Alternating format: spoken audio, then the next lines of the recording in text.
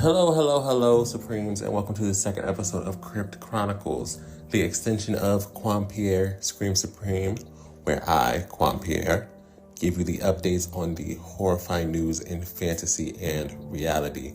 Hope you all are having an amazing holiday, Yule, Christmas, Hanukkah, Kwanzaa, whatever holiday you celebrate. I wish you nothing but love and joy. Well, today, Supremes, we have a very special update. If you follow true crime, or even if you follow the podcast, I told you guys on the first episode about the case of Gypsy Rose Blanchard. If you don't remember, here's a little recap. Possibly the most notable cases of Munchausen by proxy. Munchausen by proxy being a mental health disorder in which a caregiver creates the appearance of health problems in another person, typically their child. This may include injuring the child or altering test samples. The caregiver then presents the person as being sick or injured. All right, so the case itself. Gypsy Rose Blanchard, who was forced by her mother to put on a persona she didn't really know that she was doing, to trick people into believing that Gypsy was actually riddled with an array of different diseases and disabilities. She was abused and tortured mentally and physically by her mother for years, since she was born. The earliest case, if you watch the Mommy Dearest Dead documentary, I think the earliest case where the dad says things started showing up for her, they started saying things like she was on 3 months. She didn't know basic things about herself, for example, her own real age. That's something that was hidden from her. She was forced into getting unnecessary feeding tubes, taking medications with terrible side effects. She was isolated to the point she was completely dependent on her mother. She was confined to a wheelchair despite having full walking capability. That was until the date of June 13th, 2015, when Gypsy and her then boyfriend Nicholas, who she met online, decided to murder her mother. Nicholas committing the murder and Gypsy hiding in the bathroom. They would then go on the run for only a few days till they would get caught by the police. When Gypsy was caught, her and her mother's scheme would be exposed to the world. And just to touch on you how big of a deal that was, Gypsy wasn't no just regular girl who was just in a small town who was pretending to be sick. She basically had become an icon, a celebrity, someone people were rooting for. She was getting trips to places like Disney. There were tons of news reports. There was money involved. So tons of people sending her money. They had free housing. Scratch that. I would say her mother was getting these things. They had a whole fan base of thousands of people who would support them, send them messages, gifts. Those people were just told that the person they had spent money, time, and support on had been living a fantasy, a whole facade for years. Nicholas, when being interrogated, he would immediately admit to his crime, saying he did it for Gypsy. Gypsy would deny the claims as much as she could, but the evidence was there. Time would pass and Nicholas would be sentenced to life, and Gypsy would be sentenced to 10 years after accepting a plea bargain. Nicholas getting more because it was agreed by both of them that he was the one who enacted the killing, and prosecution would come to the decision that he's the one who even initiated the plot. Mind you, because this might be mentioned later, or this is definitely going to be something you hear throughout, other people's thoughts on the case and who they think should have got what time or whatever. Nicholas mentally was not the best. He had autism, and he was obviously a very naive man. He saw nothing wrong with what he did. He saw himself basically as Gypsy's hero, saving her. That basically became the thing for him as they were talking online and everything. Also later on, Gypsy would actually be one of the people who would testify against Nicholas and she would mention that there was a backup plan where she intended to get pregnant by him and force Didi to accept him and her, but he never even gave thought to that. That was nothing he would even considered, allegedly. However, anyways, that's obviously not what they went with. Nicholas would go and be sentenced to life, and Gypsy sentenced to 10 years until September 29th, 2023, when the Missouri Department of Corrections would announce that Gypsy Rose Blanchard had been granted parole. getting a new release date of December 28th, 2023, which is today. 85% of her sentence served, Gypsy Rose Blanchard is seeing freedom today, you guys. Something a lot of people were looking forward to, honestly, including myself. In my first episode, talking about the different thoughts people had regarding her release. This episode is going to be just my thoughts. If you want more details on the case, I will be redirecting you to the episode 1 of Quan Pierre Scream Supreme, available on Spotify. So my overall feelings. I'm happy to hear Gypsy is getting out finally. At the same time, I understand why she was put in jail, but I wish she hadn't been. I do think she should have been in a mental facility, got more in a situation where she was taken care of mentally. I believe what she did was in fact self-defense, and her life was in fact in danger. And I don't think she's a threat to society and will do something like this again. The part about being self-defense or not has been a big part of the discussion of the case. Whether it really was a self-defense type thing. Mind you, I want to give you all the definition of self-defense. Okay, self-defense is defined as, quote, the use of, this is the law dictionary, the use of reasonable force to protect oneself or members of the family from bodily harm from the attack of an aggressor. And the defender has reason to believe he, she, they is/are in danger. End quote.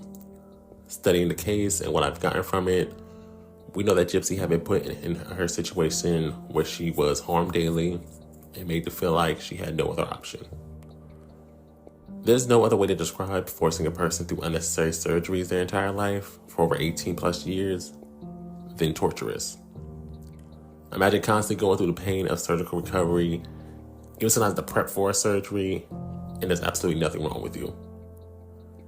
You're getting it done just to get it done. Some of us were kids and we were out the game when we just scraped our knee.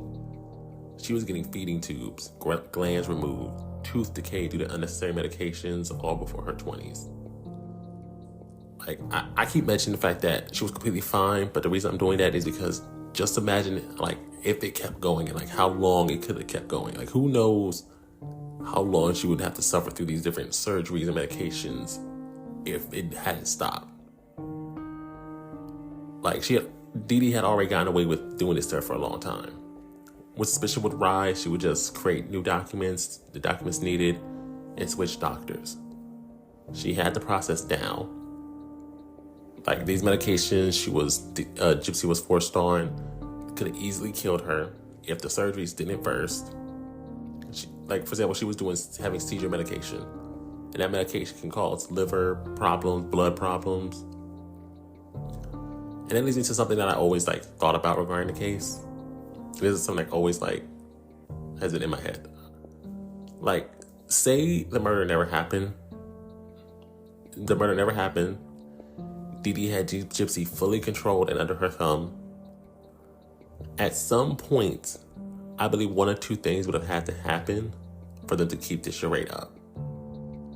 With all the diseases Gypsy allegedly had, all the things fans were told, this is just my speculation. Gypsy would have had to either, one, miraculously, somehow got healed or recovered some way. Or two, Gypsy would have had to, quote unquote, pass away from her complications, which the way things were going, and that's how I believe things would have happened. If you think that killing her daughter is a reach, then, like I said, reference back to the original video. Dee own family strongly believes she is responsible for her own mother's death by depriving her of food and also attempting to kill her own stepmother, who would somehow always get sick whenever Dee cooked for her. If that's not convincing enough, and that's just speculation to you, she was literally putting her child's life in danger. We know that she was killing her. That's what it was. You don't believe she would kill her daughter? Well, shocker. She was putting her daughter's life in danger in front of the world for years. She was thriving off the sympathy and the attention. And who knows how far she actually would have went. She didn't have the chance to. We don't have the chance to know. People ask, why didn't you go to the police? was reported her mother had her convinced that she was going to police wouldn't do anything for her, but she had it set up where the cops would think she was crazy and just break her back. We could say, well, why didn't she do this or that? But the thing is, she was a kid raised in this situation. All she knew for years was her mother's words and her threats. She would handcuff her to the bed. She would beat her, intimidate her to keep her afraid. Like I say with the doctors, even when the doctors would raise suspicions, she would just leave. Even when she did branch away, because there was a situation when she did escape, her mother would find her in no time, and she would get punished for it. A statement that I just saw from Gypsy from a People interview while getting this whole thing together. Quote, "I was desperate to get out of that situation. Nobody will ever hear me say I'm glad she's dead or I'm proud of what I did. I regret it every single day. She didn't deserve that. She was a sick woman, and unfortunately, I wasn't educated enough to see that. She deserved to be where I am, sitting in prison, doing time for criminal behavior." End quote. This statement was just released yesterday. She said it herself. She was desperate and made to feel trapped while being abused. A setting that Dee Dee herself put Gypsy in. At the same time, she acknowledges there were other options that she had. However, that is something she didn't fully realize till later. So, today is the day Gypsy Rose Blanchard is released. Today will go down as the day Gypsy Rose Blanchard was released from prison. I'm hoping she's able to live life the way she aspires to. I wish the people online aren't weird. This is still a traumatized young woman. So they're doing the whole oh my God, mother slay, no. Please don't be weird with this woman. Show her support, but y'all know when y'all doing too much. This would be a little key or joke to y'all, but this was her real life. Show support, but don't be weird. If she wants to live a normal, quiet life and respect that, if she loves the attention, then shit, go for it. She has made an Instagram and TikTok. Both I have followed. I will be keeping up with both of those. The idea of seeing Gypsy doing TikTok trends, gag. Okay, by the way, she is married, by the way. I think the husband is the one who is running the accounts. Yeah, her husband is the one running the accounts right now. Something I'm looking forward to is just her thoughts on all the things going on out here, the handling of her case and the way her story's been told. Because there have been many episodes of true crime stuff. There's been the Act off Hulu. I just want to know, her thoughts on everything regarding that. Also, if y'all want a more in-depth look, speaking of that, if y'all want to, because I'm about to hook y'all up. Okay. If you want a more in-depth look into the case, there is Mommy Dead and Dearest documentary. If you have not seen it yet, it premiered on HBO. And also the upcoming The Prison Confessions of Gypsy Rose, which is coming out on Lifetime in January 5th, I believe. The documentary you can find on YouTube. Can't wait to watch that. And again, the Lifetime, that is January 5th. It is said that post her release by US Today, quote, "Gypsy Rose Blanchard is set to be released from prison on Thursday, December 28th, at which point she plans to see a Kansas City Chiefs game with her husband and release her ebook, Released, Conversations on the Eve of Freedom, which is set to publish January 9th, 2024, end quote.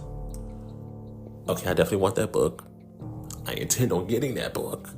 Whether it's the ebook, whether it's I have to go get it from the store, wherever I need, Barnes and Noble, wherever I have to get it from. This for me is one of those cases, along with the West Memphis 3, that just stuck with me. This one specifically stuck with me because of the victim standpoint, as in who was the real victim, Gypsy. The complexity of what classifies as self-defense, and because the reason it probably stuck with you. I heard Gypsy's story, and I want her to get the help she needs and the life of freedom she wanted. Regardless if you agree with it, you don't. Gypsy is free. Well, Supremes, that is the episode today of Crypt Chronicles. It's a quick one. There's not really much to update right now because it hasn't happened yet. I just wanted to get my thoughts on it. There will be an update episode in a few weeks, so I can update y'all even more. Till then, stay tuned for more episodes coming to you on the Quan Pierre Scream Supreme podcast. Like the podcast if you like the podcast. Follow the podcast if you want to follow the podcast. Much love, Supremes.